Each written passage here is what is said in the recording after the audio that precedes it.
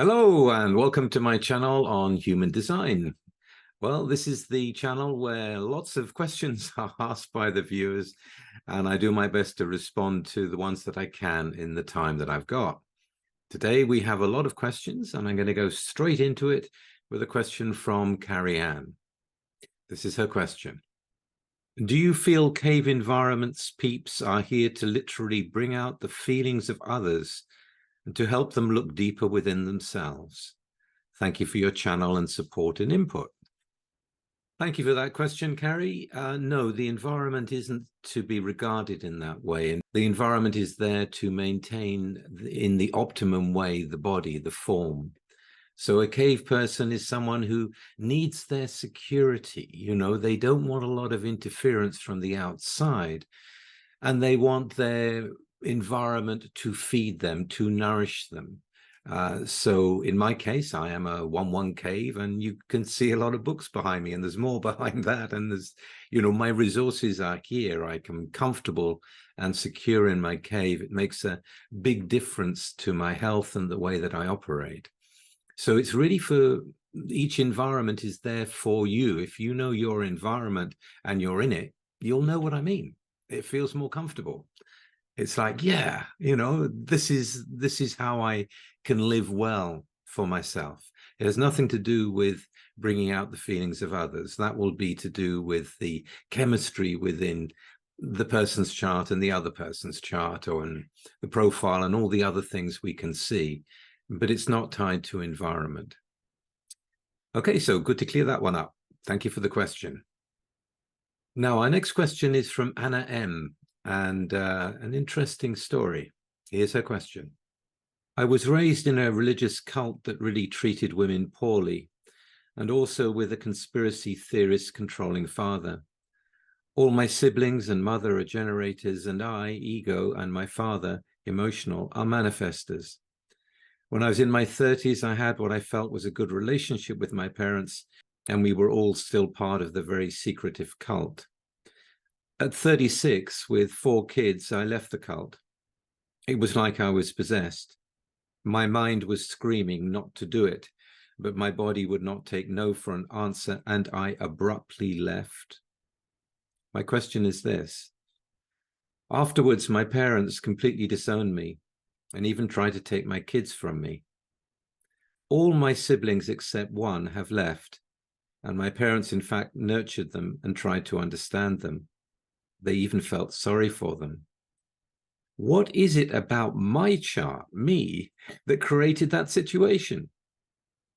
I have also discovered later in life that I often spoke the truth and made people, especially family, uncomfortable with it, and I never knew it. To this day, my parents treat me with kid gloves like I'm a ticking truth bomb. And while I feel like I'm friendly and charming, many people, I'm told, are intimidated by me, and I leave thinking they just don't like me. I know that I'm meant to be this way, but this way doesn't coexist very well in society. I'm curious, can you help me see where in my chart this is indicated? I also wonder about the effects of having gate 46 5 times. The good news is that as a result of HD, I'm living a very manifestor true life as a successful wood sculptor, and feel so lucky to have found this system. Well, Anna, thank you very much for that interesting background to your question. And I'm very happy that human design has helped you find your manifestor life. You know, it does fit really well with you, but we'll get there. So the first thing, what is this projection that is coming from your parents to treat you with kid gloves? Well, it's based in truth to some degree. You are a willful person. You know, you want to be the best. The initiation is highly competitive, and it does not back down. Plus, you're an alpha, so you lead yourself in a logical direction, and alphas have to do that. And they'll do their best to help other people also to move into a direction that could be useful for that person. And the way that you think with the 17, the 43, and the 11, you think in so many different ways. And yet it comes out through the 23 in your own way. You reinterpret, you see things in a different way. And yes, truth can come out. truth and delusion, but it can be lined up to the truth. So yes, I'm sure you've spoken truth many times. So yeah, you will have seen through the cult and what was going on.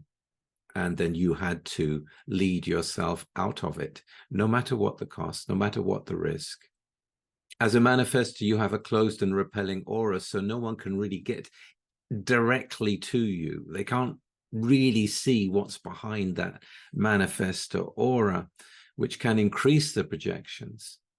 It can also make people very nervous around you when you say they feel intimidated. Well, yeah, they may well feel intimidated at an energetic, mechanical level, and their projections will go to you, whether they're true or not. Your fifth line also makes you naturally transpersonal. So there is this karmic energy and alignment with you that really can make a difference in people's lives, even people that you don't know. You are a stranger of consequence. And being a manifestor, it's really about knowing what impact you have on others. You know, how do I impact others is one of those questions that, you know, you'd be thinking about. How did I impact my parents that they had that reaction to me? And this brings us to the impact in gate 46. You have the line of impact in the 46-4. You have the 46 5 times. So this is basically a side to your identity that really grows and expands through the experience. But the key to it is to really devote yourself to the expansion of the experience, to go into whatever it is, to fully experience it. And indeed, you have. You know, you've been dedicated to your sculpturing work, you know, and the woodwork that you're now creating. You know, you're getting very popular. People project this is the best thing since sliced bread. And it probably is. You know, you're a very creative person. And it's wonderful that you found this. But you must love what you do. And if you're loving what you're doing, you know, being the manifestor, creating what you want to create, you know, trying new things out. Yeah, wonderful. And free in doing it. No one breathing down your neck. No more negative projections of trying to bring you into a community that you cannot belong to. Let's make that clear. You know, you're here to be free as a manifestor. So I hope that's helped you understand your impact on others. And thank you for the question. And thank you for being so open with us. Our next question comes from Rita. This is her question. Richard, regarding the open centers and your gate 47, which I have as well twice, personality moon 47.5 and Venus 47.4 in detriment. The returning back comes from another dominant gate, the 24.3 in the sun. A lifetime of returning in search of the truth. Karmic with the channel 44.26. Well, not really, Rita. The question I ask myself is the fact that my definition, defined centers and channels, 3 of them, are all on the design side, and my personality side hanging or dormant gates. And does it mean I will always be unconscious, conditioned due to my openness? Human design has simplified my life, an amazing tool of self-awareness, but my relationships have not been easy, and I am more a generator in practice than a splenic manifestor 1-3. Thank you for asking that question, Rita, and it gives me an opportunity to clarify the difference between the red and the black. Yes, all your channels are red, which means that you don't get direct access to what's going on with them until they come out. So, for example, being a transmitter, you know, when you're trying to persuade someone into something, you may be unaware of the fact that, you know, you're really watching every move to make sure that they're going to say yes to you. But others may see it. They'll see your eyes go from one side to another. You know, they'll see you tracking them. You may be unaware of it, but it will still take place. Just as with the 2145, you're designed to be the one-woman show. And you may be unaware of that, and yet that's probably what you're doing, you know, to have your own territory, your own business. So no, you're not doomed to live out the openness and be conditioned your whole life just because you don't have conscious channels connecting your centers. We are not here to be lived through the mind. The mind is the witness.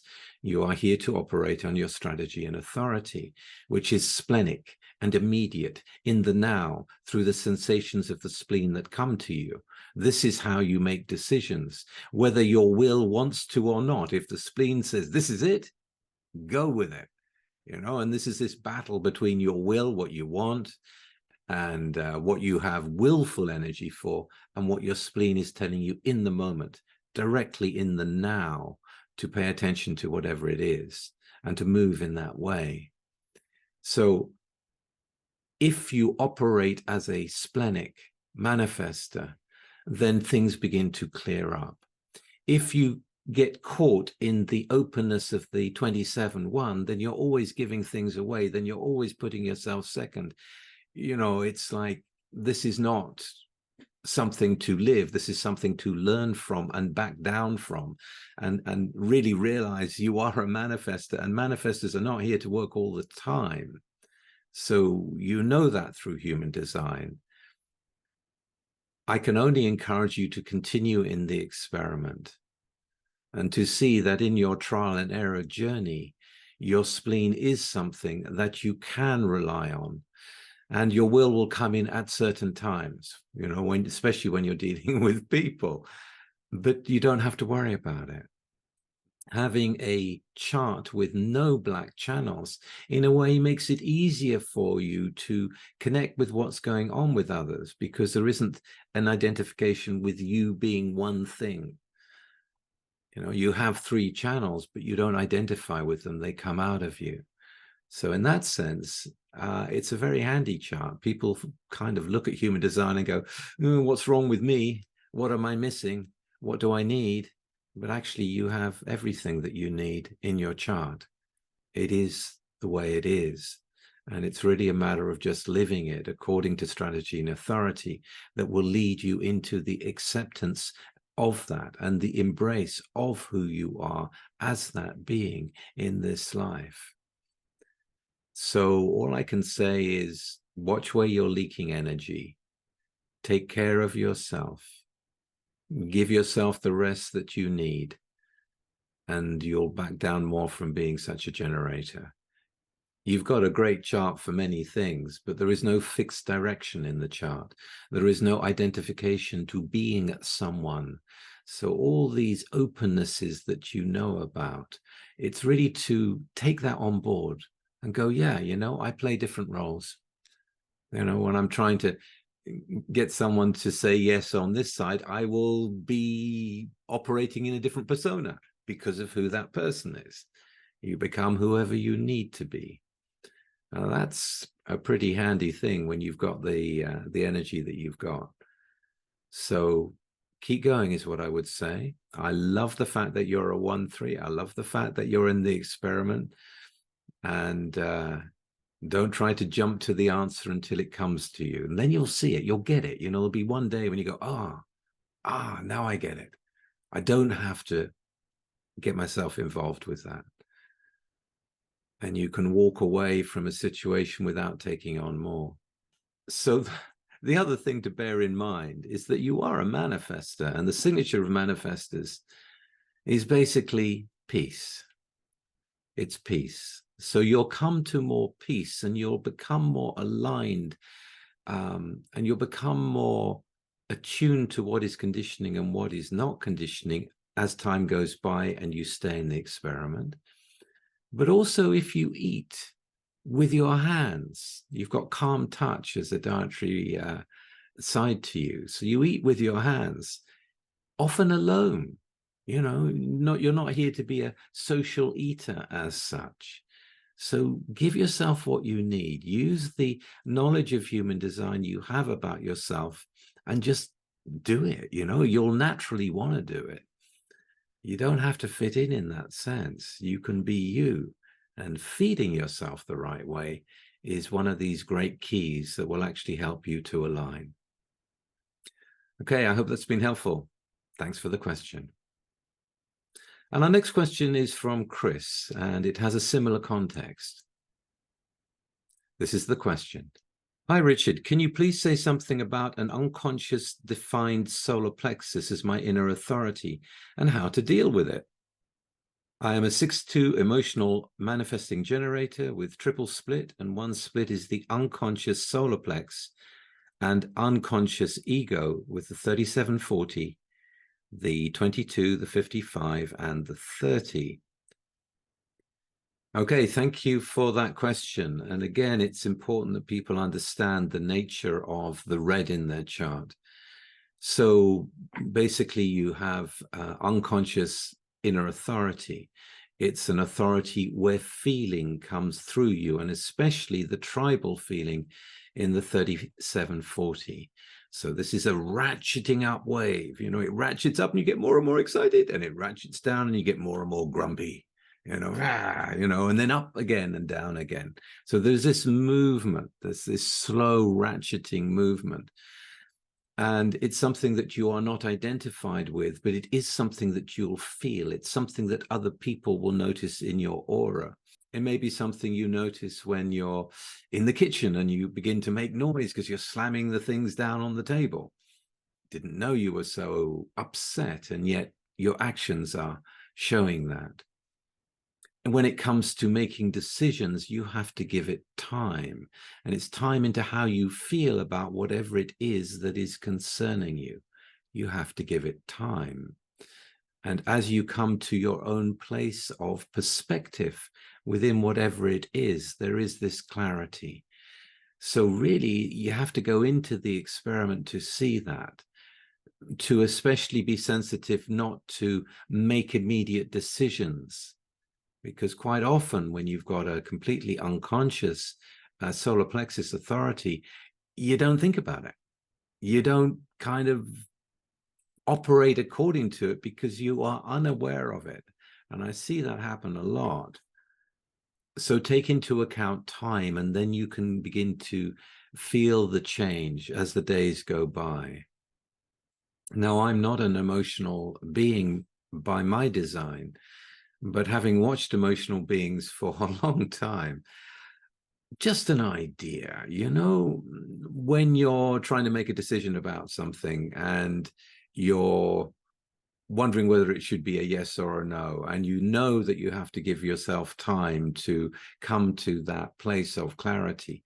Maybe if you look at yourself in the mirror on the first day, just remember that look. And then the second day you look at it and see if it's changed. You know, there will be a movement. You will show the movement in the body. I don't know if what I've just suggested will work, but it's something I would try as a 1-3. You know, often people can see how you're feeling, even though you don't know it yourself. But given time, it'll be something that you'll be waiting, happily waiting for the clarity, not making quick decisions, you know, playing hard to get. Going, well, you know, I always like to sleep on these things, and the pressure from the outside, you got to make a decision. You go, I don't operate in that way. You pressurize me to make a decision now, it's no. I don't want to be pressurized. I have my own process. You begin to realize that this is your life, and your decisions will make a difference in your life. And making the correct decision is absolutely fundamentally vital for you to live the life that you're here to live. It's more important than anything else in that sense. Okay, so I hope that's been helpful, and thank you for your question. Our final question is from one of our regulars, 5Cat. And I couldn't resist answering it. Here's a question. The Gregorian calendar has the gate 38 as being the new year. But isn't this a time of hibernating and completion before gate 41, around January 22nd? And then at gate 41, we can begin the new year initiation process of beginning anew then. Can you please speak on this so we can use the next few weeks before January the 2nd correctly and be more in the flow? And she wishes me a serene, healthy, and successful 2026. Thank you very much. Thank you very much. Okay, so this is kind of one of one of my pet projects in a way. I won't go on too long about it, but yes, it is ridiculous in my view and from my research to think that a new year happens in the dead of winter. It's really stupid. This is a time of hibernation, you're right. These people that do New Year's resolutions on the 1st of January, it's madness. We haven't even got to the very beginning of the new cycle yet, which, as you say, is when the 41st gate comes into the transit field. So if you look back in time and you see that the Gregorian calendar is something that has been imposed upon a 13 moon calendar, like all women know in terms of their menstrual cycles, 13 moons is what we have. You know, we're put into a structure of 12 months with different days. It isn't natural. It isn't the way the world works. I mean, in nature itself, if you want to see the natural order and you want to see the manifestation of the new year, the manifestation of it, then you'll have to go and look at April the 1st and April Fool's Day, because that's when it really is the new year. And in the repression, in the reset that happened with the time, among other things, they made it a foolish thing, you know. It's not the new year. The new year's on January the 1st. And so it was ridiculed, like a lot of truth is ridiculed. But actually, spring, when the wood energy comes up in the earth, that's when the new year is. And our beginning of the cycle, and in January the 22nd, it doesn't manifest yet. Like any transit, you know, long transit, it takes time to transit to the point of manifestation. Like our own charts with the red and the black, there is this transition, there is this time before it actually comes to our birth. So yeah, you're absolutely right. It isn't the new year, and most of the world are acting as if it is. What to do? It's a crazy world. All right, well, I hope that helps, and I hope you viewers have enjoyed this session. And if you have, please like, share, and subscribe. And I will be back again very soon with something completely different. See you then. Bye.